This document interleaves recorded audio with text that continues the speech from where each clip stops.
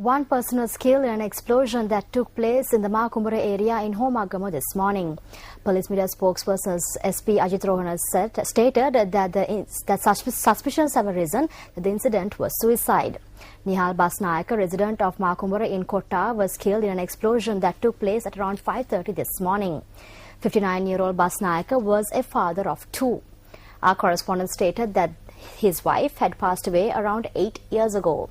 Basnayaka was residing with his sister's family at the time of his demise. The suspect who was arrested in connection with the incident where a 13-year-old girl was abused and murdered in Delft Island, Jaffna, was remanded till the 17th of this month. The suspect arrested over the murder of the child, J. Sudarshan Lakshmi, who was residing in Delft Island, was produced before the Kites Magistrate Court. Magistrate RSM Mahindra Raja ordered the suspect to be remanded once again. The body of the girl was found on the 3rd of last month in Delft Zone 9. The postmortem revealed that the child had been abused and killed with a rock. J. Sudarshan Lakshmi, who was a student of the Delft Mahavidyalaya, was the fourth child in a family of 7.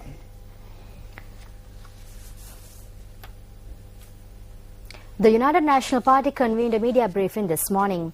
Views were expressed regarding a letter that had been issued by the Presidential Secretariat reversing the death sentence that had been imposed on 5 persons.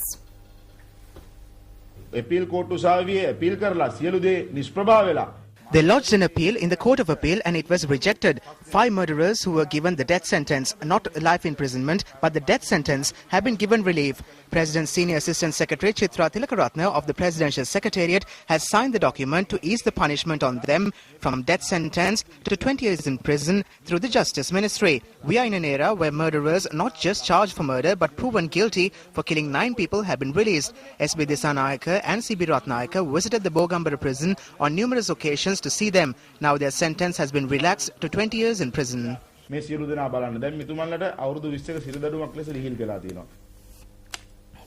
And up next is a look at Action TV.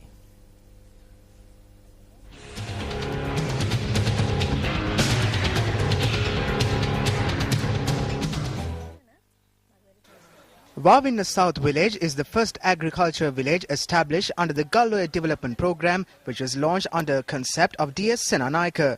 The farming activities in this area are conducted using the LB5 canal on the left bank of the Senanayaka Samudraya.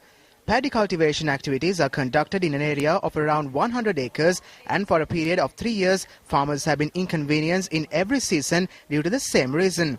The problem faced by them is the water leak in the LB5 canal's emergency gate. Even though the farmers provided every solution they could these seasons, their solution was not effective during the past Maha season. When their paddy was being dried up, they informed the Ampara office of the Department of Irrigation about their requirement of water. After we informed them, they provided us with a temporary solution. Then they came and removed it. Thereafter, our paddy fields dried up.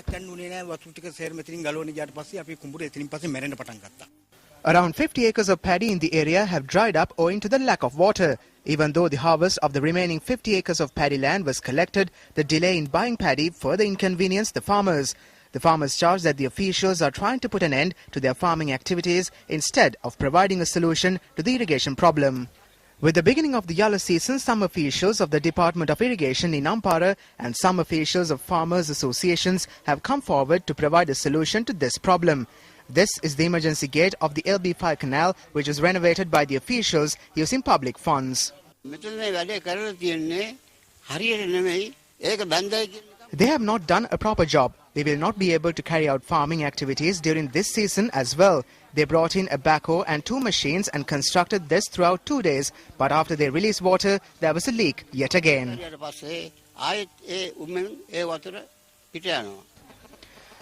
The area residents allege that various anomalies are taking place in the name of renovation work after the renovated gate was also destroyed when water was released on the 20th of March. Shouldn't action be taken to immediately investigate these accusations, provide solutions and solve the irrigation problem faced by the farmers of the Wawinna South area? Director General of Irrigation, this is over to you.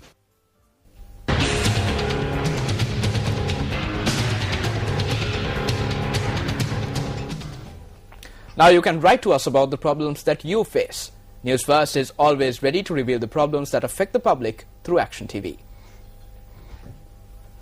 Another local news, Sri Lanka's youth radio station YFM engaged in public service at the Valikada prison today in view of the Sinhala and Tamil New Year. There are many who are unable to be at home with their families to usher in the new year. Prisoners are one such group. With the intention of lifting up the spirits of this particular group this Aurudu season, YFM visited the Valikada prison bearing many gifts for the prisoners and their children.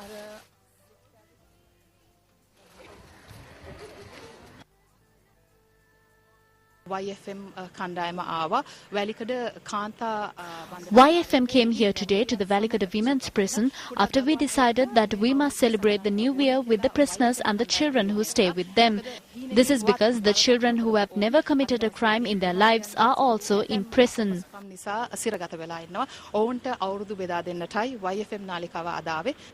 As the person in charge of the women's unit, I am thankful to YFM for this service. At the same time, I would like to extend the gratitude of the entire prisons department to YFM.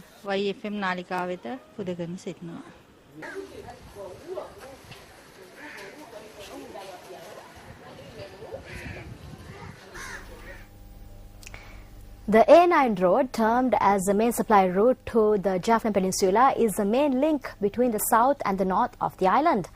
Along our journey to the north from the central hills of the island, we came across many traditions associated with the Sinhala and Tamil New Year.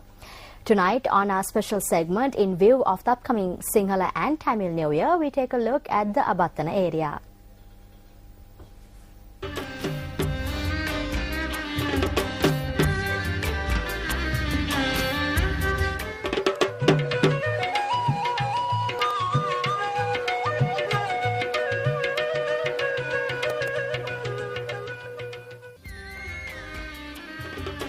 Ambathanna is located a few miles away from Kandy.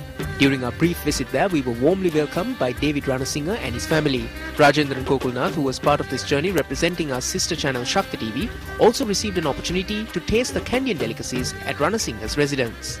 Ambathanna is well known for the brick industry. Due to this reason, the bull is given a lot of prominence in the day-to-day activities of the people of Ambathanna, and it features significantly amongst the traditions. On our journey to the Jaffna Peninsula, we stopped at Abathanna. During our brief visit here, we saw the manner in which prominence is given to the bull, which is considered important for the people of Ambathanna. This tradition is identified as Pattapongal by Tamils. These villagers are better known for showcasing their gratitude, be it for people or animals. They stop work for several days prior to the new year in order to give the bull some rest. Traditions involving this cattle could also be witnessed during the festive season. Our cameras caught the manner in which hot sweetmeats are used to massage the body of the bulls. Subsequently, they offer sweetmeats to the animals. We bring to you yet another episode of our journey to Jaffna tomorrow on Primetime News.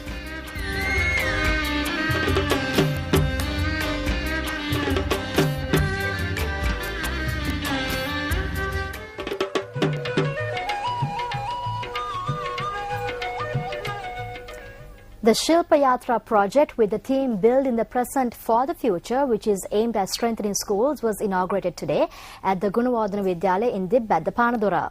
The project is sponsored by our sister channels Sirasa TV and the Sakya Education Institute.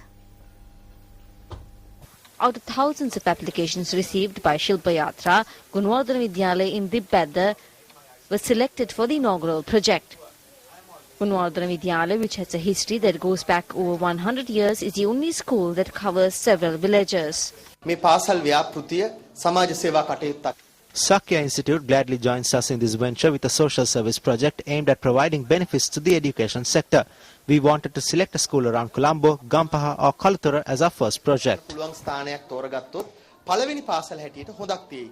Under the Shilpa Yatra projects, measures will be taken to provide a maths lab, a play area, a water tank and other material aid to the Gunawardhana Vidyalaya in Dibbat. In other local news, the V Fair 2012 New Year Fair was held at the Dematagoda Vipulananda Tamil College in Colombo. A large crowd, including parliamentarians, were present at the school on the final day of the V Fair 2012 New Year Fair. Nuwara District Parliamentarian J. Sriranga arrived at the location, and UMP Parliamentarian Ravi Karunanayake also arrived a short while later. நாளாந்தம் எமது செலவுகளை பார்க்கின்ற பொழுது ஒரு இன்று வாழ்க்கை செலவு அதிகரித்துக் கொண்டு போகிறது. When we look at our daily expenses, we can see that the cost of living is on the rise. However, there is no sufficient income to deal with the cost of living. When we spend our money, we lose it. But education is not lost like that. By educating our children, we can live as good citizens. When I go for a program, I should not go alone. We must try to take all 225 parliamentarians when trying to solve these issues. We should not engage in politics using this. This is a school. Everyone should come here irrespective of their race, religion or caste. Politicians come here, but they are more concerned about solving the issues of politicians and not those faced by the public. இதில் வாக்களித்த எவராவது ஒருவர் தான் வாக்கு போடுவதற்கு முன்பு எனது வாக்குக்கு இவ்வளவுதான் பெறுமதி என்று கூறுவதில்லை. அவர்கள் இலவசமாக.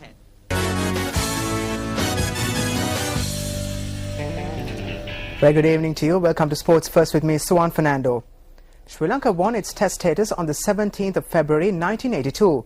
Sports First visited the residence of Mohammad Falil Kiat, who served as the scorer in that historic match.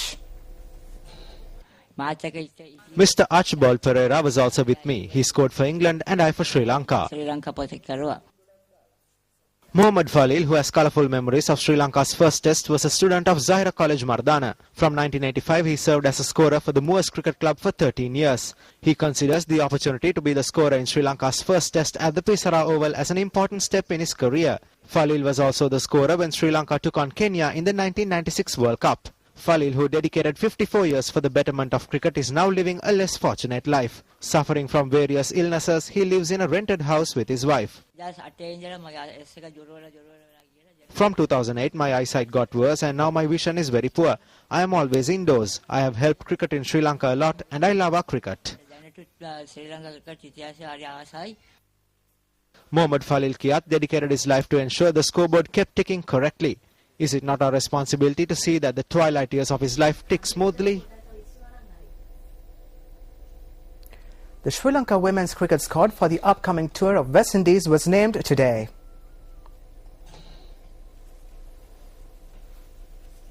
Dilani Manodara has been appointed as captain of the Sri Lanka squad for the tour of West Indies, while Sandamali Dolawata will serve as a deputy. Inoka Ranavira and Chandima Gunaratna are the freshers in the squad. Shamani Atapattu, Inoka Galagedara, Yasoda Mendes, Shashikala Sirivardhana, Deepika Rasangika, Prasadini Virakodi, Chamani Seniviratna, Sripali Virakodi, Dashani Dharmasri and Madhuri Samudika are the other players included in the squad. The squad will leave the island for the West Indies on the 21st of this month.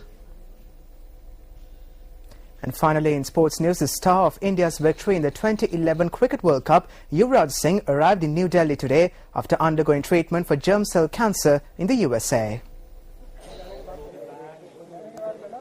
Fans and media persons flocked at the arrivals terminal of the Indira Gandhi International Airport in New Delhi, eager to have a glimpse of Yuvraj Singh, feared by bowlers as one of the cleanest hitters of a cricket ball.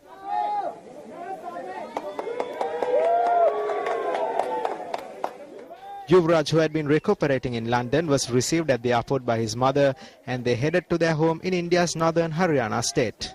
The cricketer was told last year that he had a golf ball-sized non-malignant tumour, but that diagnosis was changed in February to a cancerous condition called mediastinal seminoma.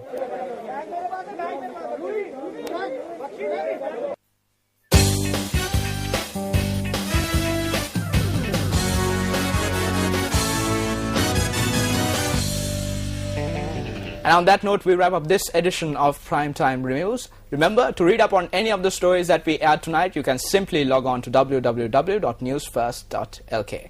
I'm Ramesh Rugal Bandara. And I'm Krishna Panitharatna. Good night.